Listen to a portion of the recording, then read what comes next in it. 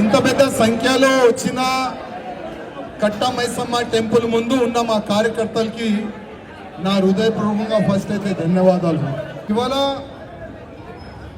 మా పోలీసు వాళ్ళు అనుకుంటున్నారు ఇవాళ ఏదో చెప్తాడని ఈ విధంగా మా పోలీసు వాళ్ళు అనుకుంటున్నారు. కానీ అట్లా ఏం లేదు. మేము నిజం మాట్లాడతాం. నిజం మాట్లాడే ఆ ధైర్యం మాకు ఉన్నది.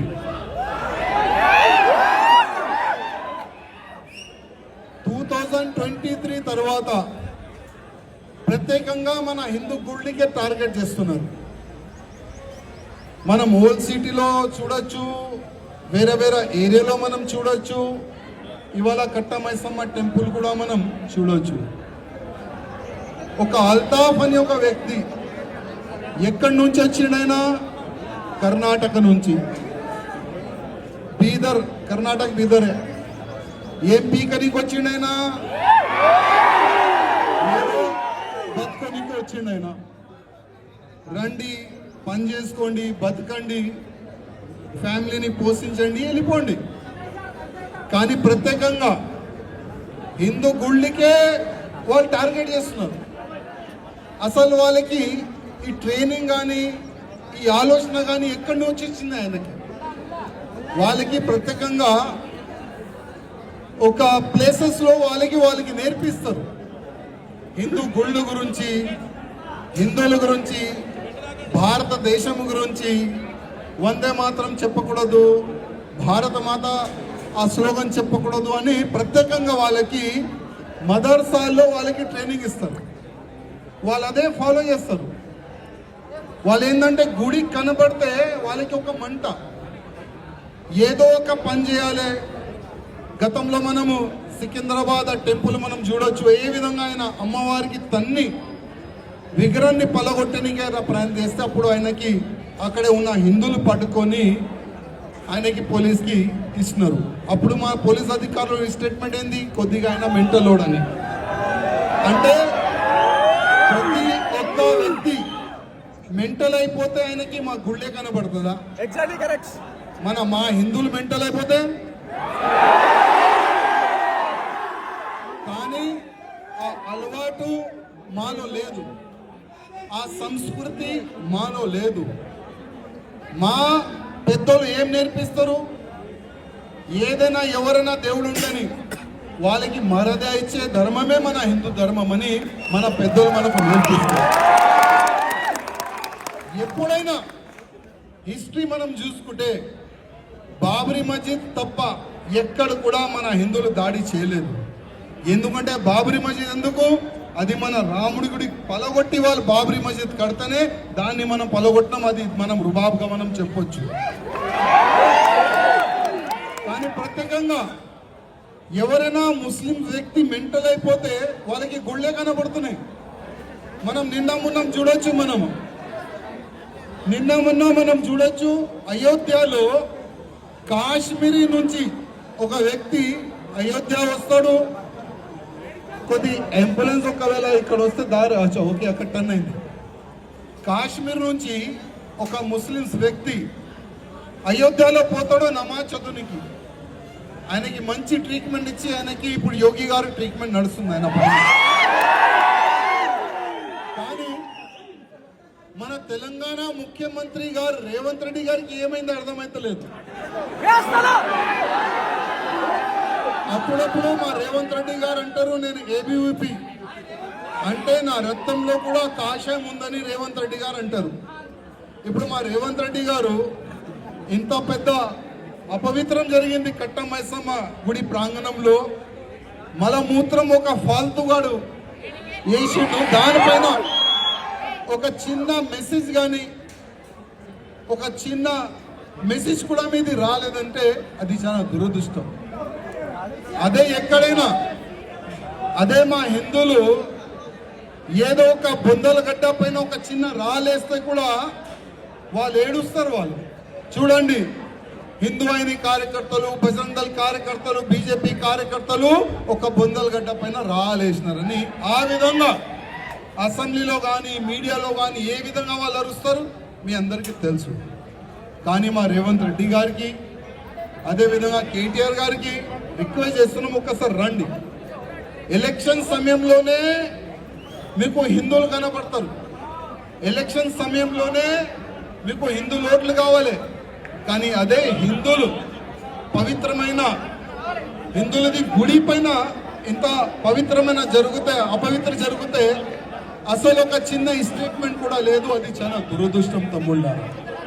కానీ ఒక్క మాట మా కార్యకర్తలకి చెప్పనీకి వచ్చినాను. ఓకే, ఆ అల్తాఫ్ తప్పు పని చేసిండు, మన హిందూ అని కార్యకర్తలు బజరంగ దళ్ కార్యకర్తలు ఆయనకి తన్ని పోలీసు వాళ్ళకి ఇస్తున్నారు. కానీ మా పోలీస్ అధికారులకి నా ఒక నివేదిక, మీరు ఆయన పైన మంచి సెక్షన్లు వేసినారు, మీరు వాళ్ళకి రిమాండ్ చేసినారు, ఆయనకి బెయిల్ రాకుండా చూసే బాధ్యత మీ పైన ఉందని మా పోలీస్ అధికారులకి నేను రిక్వెస్ట్ చేస్తున్నాను. ఎందుకంటే మా పైన కూడా ఫేక్ కేసులు వేసి జైలుకి పంపిస్తారు మాకు.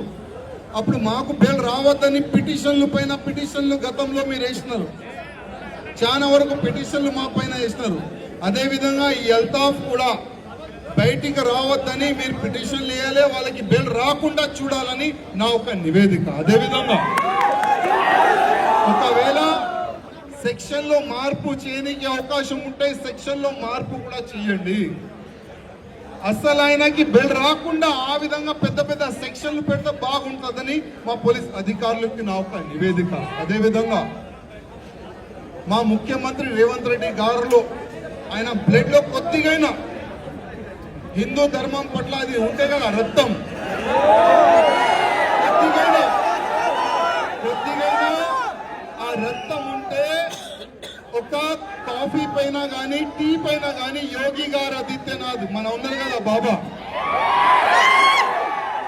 ఒక టీ తాగిరా కలిసిరా ఒకసారి. ఉత్తరప్రదేశ్ లో కానీ మహారాష్ట్రలో కానీ ఎక్కడెక్కడ కాషాయం ఉంది, అక్కడ ఎవరైనా ఉండని హిందూ గుళ్ళ పైన కానీ హిందువుల పైన కానీ గోమాత పైన కానీ కళ్ళేస్తే కళ్ళు పీకేస్తారు. అక్కడ పనిష్మెంట్ చాలా జబర్దస్త్ ఉంటది. అట్లాంటివి కూడా ఇక్కడ పనిష్మెంట్ ఇవ్వండి. మీరు అసెంబ్లీలో చెప్తారు మేము హేట్ స్పీచ్ పైన చట్టం తీసుకొని వస్తామని, మీరు అసెంబ్లీ సాక్షిగా మీరు చెప్తారు. అంటే టార్గెట్ హిందువులే వాళ్ళకి. ఎందుకంటే గతంలో ఆయన స్టేట్మెంట్ ఇచ్చిండు, ముస్లిం అంటే కాంగ్రెస్, కాంగ్రెస్ అంటే ముస్లిం, అంటే హిందువులు అవసరం లేదంటున్నారు. ఇట్లాంటి సమయంలో మా హిందువులారా ఆయన ఓపెన్ అన్నాడు, మా పార్టీ ముస్లిం పార్టీ అన్నాడు. మళ్ళా హిందువులు ఎక్కడ వెళ్ళాలి, మన హిందువులు ఎక్కడ వెళ్ళాలి? అందుకోసం మా హిందూ కార్యకర్తలకి రిక్వెస్ట్ చేస్తున్నా, మీరు ఒక్కటి ఉంటే మనం ఏదైనా సాధించవచ్చు. ఇది ఇరిగిపోతుందంట, కొద్దిగా ఇరకపోండి, ఇరిగిపోతే కింద పడతాం మనం. నాకు స్టార్ట్ చేస్తాం మా కార్యకర్తలు. మీ పరిస్థితి అందుకోసం కార్యకర్తలారా మనం ఒక్కటి ఉండాలి. ఇంకోటి ఒక మాట సీరియస్, ఏ నాయకుల పైన మీరు ఆధారం ఉండకండి, ఏ నాయకుల పైన మీరు ఆధారం ఉండకండి. ఎందుకంటే ఇట్లాంటి సిచ్యువేషన్ వస్తే ఫస్ట్ నాయకులకి హౌస్ అరెస్ట్ చేస్తారు మా పోలీసులు. మేము ఇక్కడ వరకు ఎట్లా వచ్చినామది మాకే తెలుసు. దాదాపు మాకు కూడా ఆ పనికి ప్రయత్నం చేస్తే మళ్ళీ మా డీసీపీ గారికి రిక్వెస్ట్ చేసినాము, సారు మా ఉద్దేశం గడబడి చేయడానికి లేదు. మా ఉద్దేశం ఏంది, మా కార్యకర్తలతో కలవాలి, గుడి దర్శనం చేయాలి. తప్పు జరిగింది, దాని గురించే మేము మాట్లాడడానికి వచ్చినాము. మిగతా ఉద్దేశం మాది లేదు. ఉద్దేశం ఉంటే ఇక్కడ వరకు ఎందుకు వస్తాం, ఎక్కడో పోతుంది. కానీ దానికి ఇంకా సమయం ఉన్నది కార్యకర్తలారా. ఇంకా మన హిందువులు మేల్కోవాలి, మన హిందువుల కార్యకర్తలు మేల్కోవాలి. అదేవిధంగా చాలా వరకు హిందూ ఆర్గనైజేషన్స్ వేడి ప్రొటెస్ట్ చేస్తున్నారు. ఆల్ హిందూ ఆర్గనైజేషన్ కింద రిక్వెస్ట్ చేస్తున్నా, మనం ఇట్లా అయితేనే మన గుళ్ళు మనం కాపాడవచ్చు. ప్రతి ఒక్క హిందూ ఒక్కటైతేనే హిందువుల్ని మనం కాపాడుకోవచ్చు. ఇవాళ చూస్తున్నాము ప్రత్యేకంగా హిందువులకే టార్గెట్ చేసి లవ్ జిహాద్ చేస్తున్నారు. ఇవాళ తెలంగాణ చాలా పెద్ద హబ్ అయిపోయింది. గోమాతని సంపి ఇక్కడ నుంచి మాంసం సప్లై చేస్తున్నారు. ఇట్లాంటి సమయంలో అన్ని హిందూ సంఘాలు ఒక్కటి కావాలి, ప్రతి ఒక్క హిందూ కార్యకర్తలు ఒక్కటి కావాలి. జాతి కులం చూడకుండా నేను హిందూ నువ్వు హిందూ మనమందరం అన్న తమ్ముళ్ళు, ఆ విధంగా ఒక ఫీలింగ్ మన ప్రతి ఒక్క హిందువులు రావాలి అనే నేను అమ్మవారికి కోరుతున్నాను. మా కార్యకర్తలు కూడా కోరుకుతున్నాను. కార్యకర్తలారా మీరు వస్తున్నారు, చాలా చాలా ధన్యవాదం. ఎట్టి పరిస్థితిలో ఆ అల్తాఫ్ కి బెల్ రాకుండా మనం చూడాలి. మా పోలీస్ అధికారులు కూడా రిక్వెస్ట్ చేస్తున్నా, ఆయనకి బెల్ రాకుండా మీరు చూడండి. అదే విధంగా ఎక్కడెక్కడ మన హిందూ గుళ్ళు ఉన్నాయి, ఈ అల్తాఫ్ అనే వాళ్ళు ఎంతమంది అక్కడ పూలు అమ్ముతున్నారు, ఎంతమంది అక్కడ కొబ్బరికాయ అమ్ముతున్నారు, ఎంతమంది మన గుళ్ళు సరౌండింగ్ బిజినెస్ చేస్తున్నారు ఐడెంటిఫై చేయండి.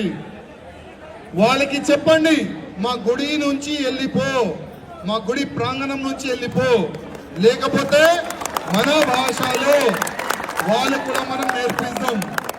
ఎందుకంటే మన గుడి దగ్గర ఉండి మన హిందువుల డబ్బులతోని బతికి మన గుడికి వాళ్ళు టార్గెట్ చేస్తున్నారు. అందుకోసం హిందువులారా ఆల్ మన సోషల్ మీడియాలో కానీ వాట్సాప్లో కానీ ఒక మెసేజ్ ఫార్వర్డ్ చేయండి. ఏదైనా ₹1 ఐటమ్ కొనాలంటే ఎవరితో కొనాలి? కొబ్బరికాయ ఎవరితో కొనాలి? పూలు పళ్ళు ఎవరితో కొనాలి? ఆ ఒక్క అవేర్నెస్ మనలో వచ్చేస్తే వీళ్ళు మన కాలపైన పడతారు. తమ్ముళ్ళారా మాతోని తప్పైంది, మాతోని కొనండి, మేము మీతోని కలిసి మెలిసి ఉంటాం. ఆ విధంగా వీళ్ళు మన ముందు వంగుతారు. ఆ మాటని యాద్ పెట్టుకోరు తమ్ముళ్ళారా. ఏదైనా కొనాలంటే ఎవరితో కొనాలి? ఎవరితో కొనాలి?